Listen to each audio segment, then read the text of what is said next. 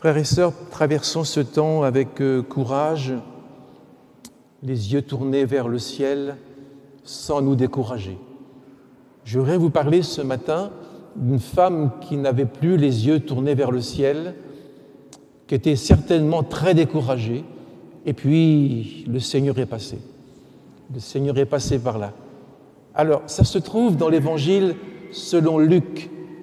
On va au chapitre 13. Et on va méditer calmement, en essayant, vous aussi, d'en tirer des leçons auxquelles je n'ai pas pensé. Et puis, on va en tirer des leçons pour notre vie d'aujourd'hui. Luc, chapitre 13, verset 10.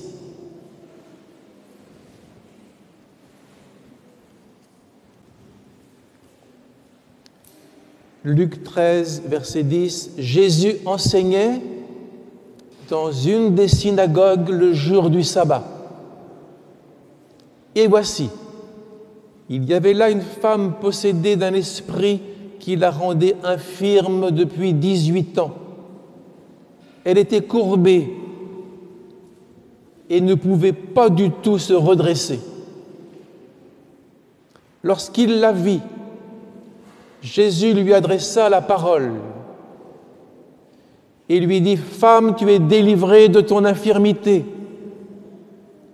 et il lui imposa les mains. À l'instant, elle se redressa et glorifia Dieu. Mais le chef de la synagogue, indigné de ce que Jésus avait opéré cette guérison le jour du sabbat où l'on ne travaille pas, dit à la foule, il y a 6 jours pour travailler. Venez donc vous faire guérir ces jours-là, et non pas le jour du sabbat. Appréciez l'hypocrisie quand même. Hypocrite, justement, lui répondit le Seigneur, est-ce que chacun de vous, le jour du sabbat, ne détache pas de la crèche son bœuf ou son âne pour le mener boire? Et cette femme qui est une fille d'Abraham et que Satan tenait liée depuis 18 ans, ne fallait-il pas la délivrer de cette chaîne le jour du sabbat? Tandis qu'il parlait ainsi, tous ses adversaires étaient confus. Et la foule se réjouissait de toutes les choses glorieuses qu'il faisait. Amen. Je prie, Seigneur, inspire-moi, inspire-nous par cette parole, inspire-nous un chemin nouveau, une espérance renouvelée, une foi ferme et un amour pour ta parole qui est la vérité. Amen. Nous connaissons tous l'histoire de la femme courbée et redressée. Pour moi, c'est une image du monde d'aujourd'hui. Et nous espérons que la situation sanitaire, sociale, économique va se redresser. Voyez-vous le mot redresser. Pour moi, cette femme représente un peu notre temps, où l'on est tous courbés, on se demande ce qui va arriver, et puis le Seigneur passe et redresse. Mais cette femme représente aussi l'Église, qui est une colonne de vérité, qui porte la vérité, et qui peut se courber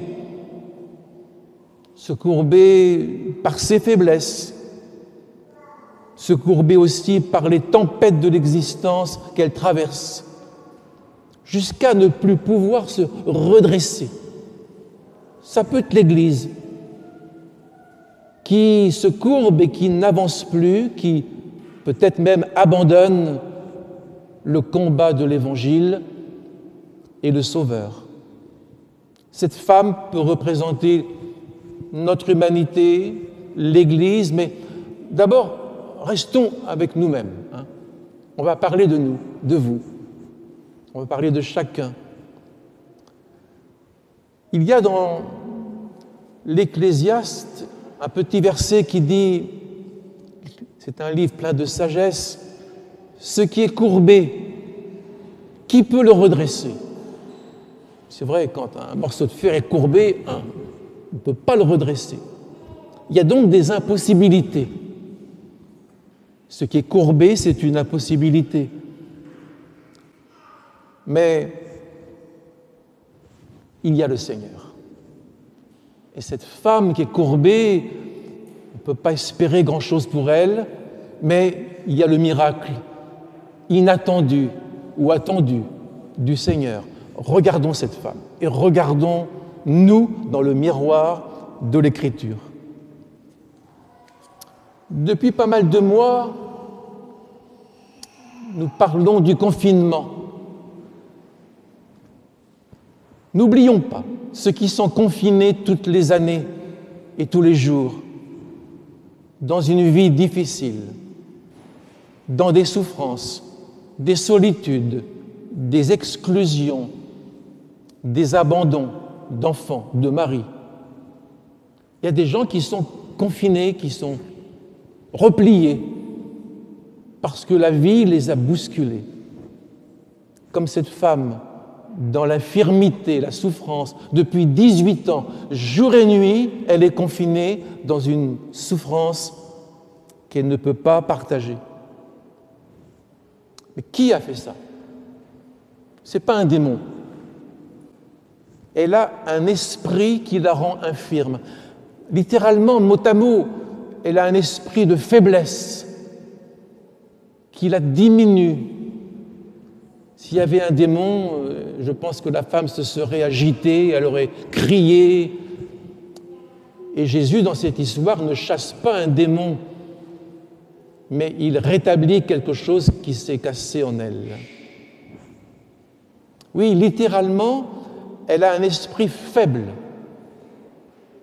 Elle a plus de force intérieure. Son âme est fatiguée, peut-être suite à un fardeau trop lourd à porter, peut-être un trouble de famille, le deuil d'un parent, d'un enfant, de son mari, je ne sais pas. Et tout doucement, son chagrin l'a courbée. Elle a rentré ses épaules, sa colonne vertébrale s'est pliée. Ou peut-être est-ce 1000 petites choses, contrariété, humiliation, échec répété. Et ça a courbé cette femme dans une solitude difficile à vivre. Elle n'a plus envie de se battre. Elle lâche prise. Et son corps s'use. Ça va ensemble, le corps et l'âme. Et son corps diminue. Alors il y a 18 ans, Jésus dit, cette femme que Satan tenait liée, depuis 18 ans, il y a 18 ans, il y a eu un événement, on ne sait pas lequel. Et tout de suite, elle s'est courbée, rapidement. Et le temps a passé, et le temps ne guérit pas tout. On le dit, mais ce n'est pas vrai. Le temps ne guérit pas tout. Et puis Jésus voit un autre mal dans cette femme, un autre problème. Satan la tenait attachée à cette faiblesse. Satan la tenait comme le loup qui surveille sa proie blessée. Satan la tient dans son découragement, l'enfonce davantage. Elle n'est pas possédée du démon, mais le diable l'enfonce davantage, la courbe. Satan la tient enchaînée à cette faiblesse, à ce chagrin. Elle reste repliée sur elle-même. Peut-être même qu'elle s'y plaît, parce que parfois, il y a des malades qui restent repliés tellement qu'ils ne veulent plus en sortir. Bref, elle ne regarde plus vers le haut, elle est courbée. Elle ne voit plus le visage des autres. Sa vue et sa vie sont faussées. Mais Satan n'a pas pu la séparer de l'Église. Elle est toujours fidèle à la synagogue. Et Satan n'a pas pu la séparer du Seigneur. Elle écoute les enseignements dans la synagogue, chaque sabbat. Mais cette femme est cassée pour toute sa vie. Ce qui est courbé, qui peut le redresser? Elle est cassée, surtout à cette époque. Et cela va durer jusqu'à sa mort. Elle n'espère pas se redresser d'elle-même. D'où me viendra le secours? Il y a peut-être parmi nous des gens qui ne voient pas le bout du chemin, qui ont perdu leur force, qui sont mal dans leur âme, dans leur famille, dans leurs relations humaines.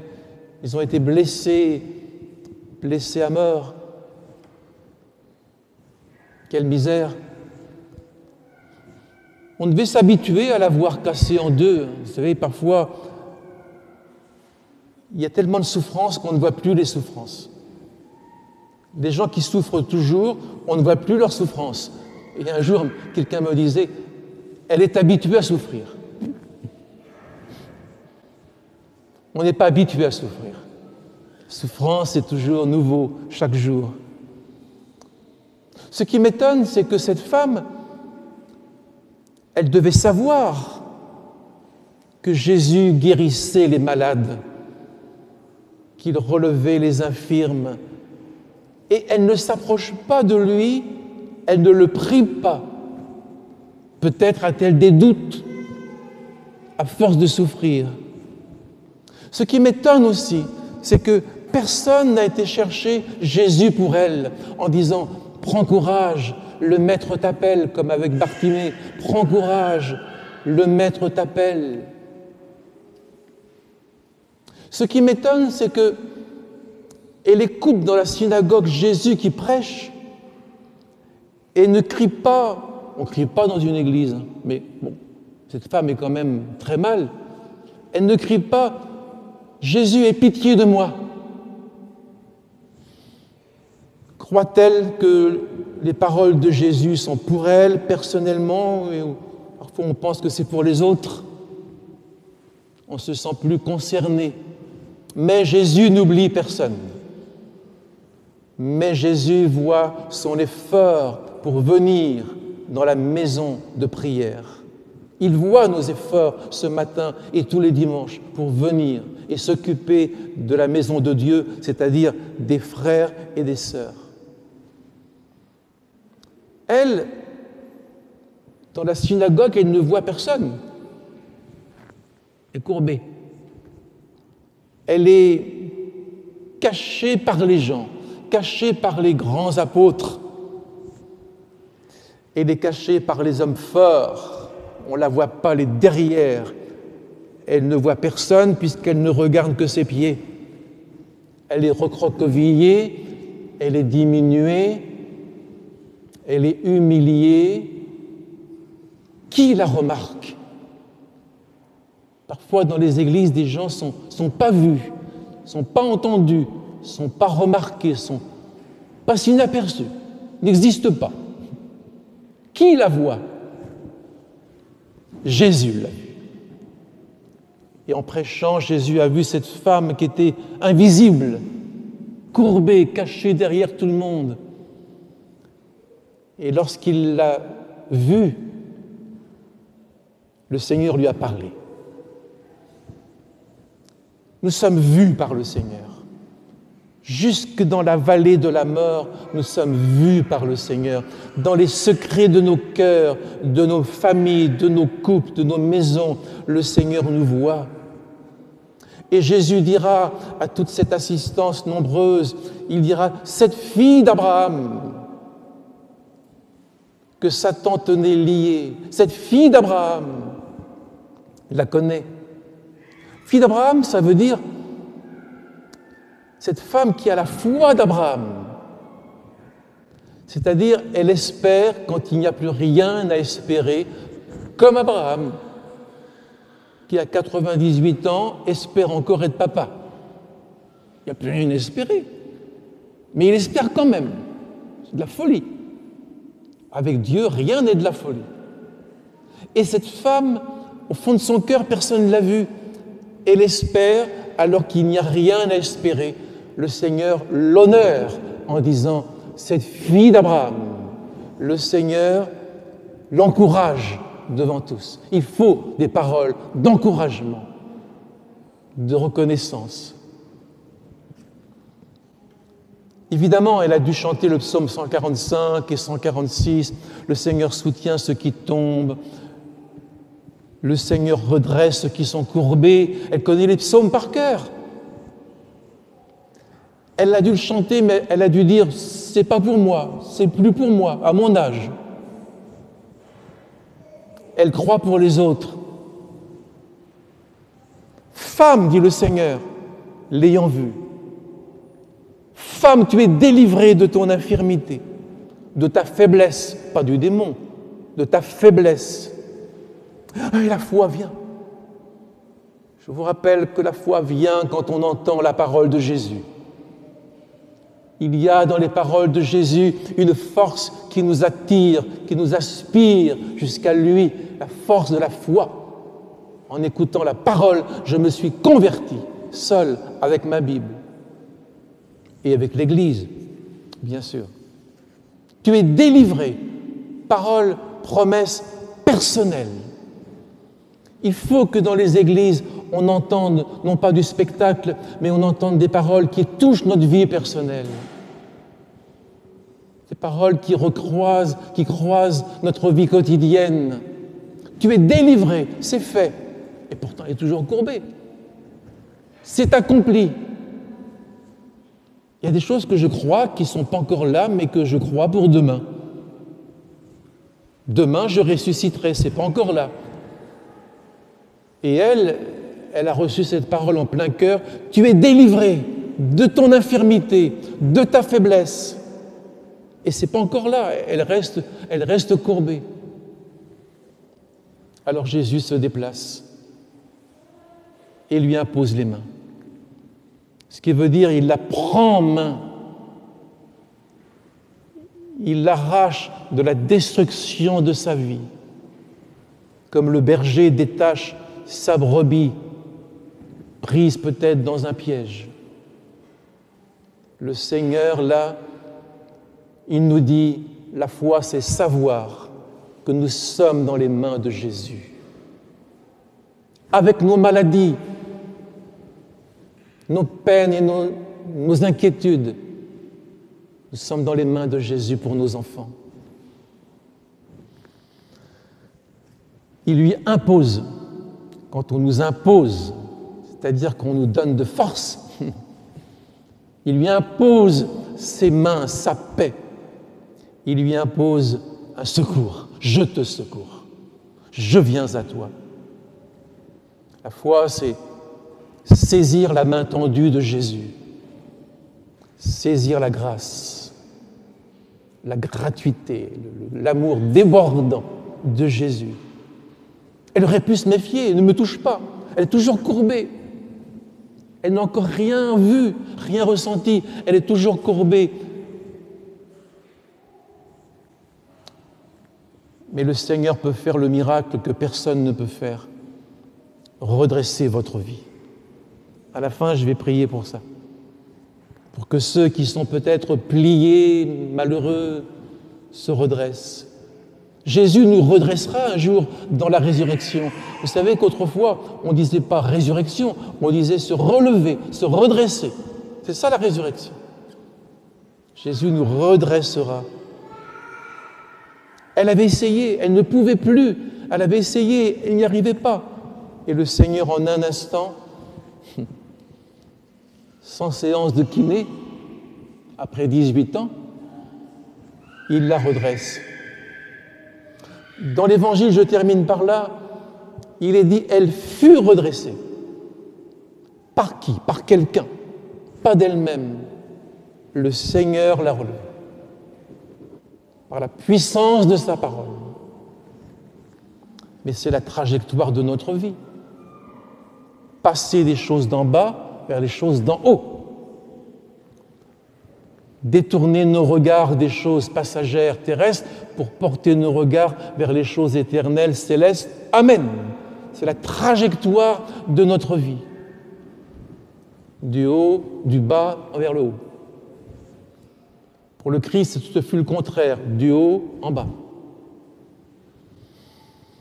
En parlant des temps difficiles, les nôtres et d'autres après nous, en parlant des temps difficiles, Jésus a dit « Quand ces choses commenceront à arriver, redressez-vous, redressez-vous et levez votre tête, parce que votre délivrance approche. Amen. » Je vous le rappelle, pour que vous ne l'oubliez jamais, Jésus s'est courbé sous le poids de la croix, c'est-à-dire sous le poids de nos péchés. Et il s'est relevé, redressé dans la puissance de sa résurrection, et il nous a entraînés avec lui à sa suite. Il nous redresse. Oui, je finis là. Le Seigneur redresse tous ceux qui sont courbés. Il y en a parmi nous ce matin, il y en a sur Zoom, il y en a partout. Ceux qui sont chargés, fatigués, sous les fardeaux des enfants, les fardeaux de la vie, les inquiétudes pour demain, ce qui nous courbe, ce qui nous brise, le Seigneur vient nous relever. Je pense que, j'y réfléchis tous les jours quand même un peu, je pense que le Covid-19 nous a un peu courbés. Certains ont lâché un peu l'Église, des responsabilités, le contact avec les frères et sœurs. Il y a eu une petite baisse, on s'est un peu courbé. Mais Jésus nous dit ce matin, tu es délivré de ton infirmité, délivré de ta faiblesse, et tu sauteras de joie bientôt. Amen. Que Dieu vous bénisse. Dieu est avec vous. Qui sera contre vous? Je prie le Seigneur.